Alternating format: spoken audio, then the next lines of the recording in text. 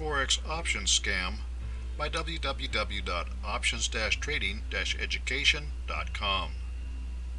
A Forex options scam has been uncovered. Forex Magnates reports the alleged perpetrators of a Forex options scam have been charged in court.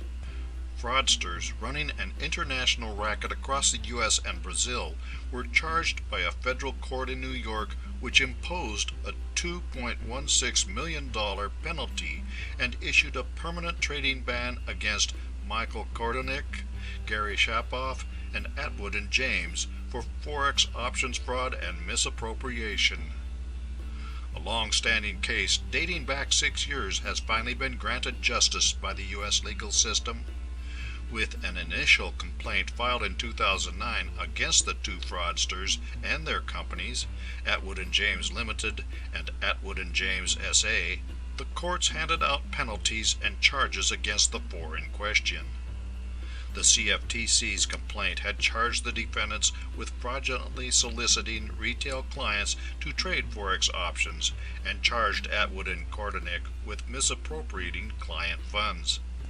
It turns out that the guys who were running this Forex options scam were not professional options or Forex traders.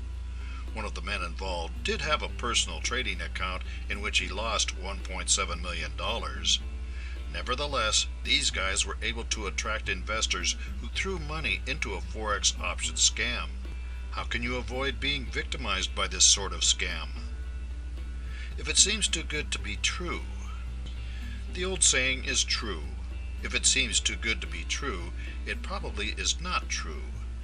Leap Rate reports on Forex scams and says to beware of Forex Ponzi schemes. For quite some time, New Zealand has been widely regarded within the Forex industry as a region with very rudimentary regulatory oversight, leading to the presence of a large number of overseas, often Far Eastern, firms have listed in the region. Since the beginning of last year and the establishment of the New Zealand Financial Markets Authority, FMA, however, many of such entities were shown the door, and New Zealand is rapidly transforming itself from its standing as a region from which small, often disreputable companies could operate, into a nation whose financial markets regulatory structure aspires to emulating the highly organized nature of neighboring Australia. Today, in order to further this, the FMA has issued a warning to potential investors regarding what it considers to be Forex schemes, which are operated by overseas firms and promise unrealistic returns, supposedly gained by the use of dubious software. At a time when the global economy is in the doldrums, it can be all too easy to fall prey to get-rich schemes. Good regulation is helpful, but in the end, it is that investors and traders do their own homework and their own trading. If they let someone else trade their money, these individuals keep the traders on a short leash. Rational expectations versus gambling. The Wall Street Journal posed the question if currency trading is worth the risk.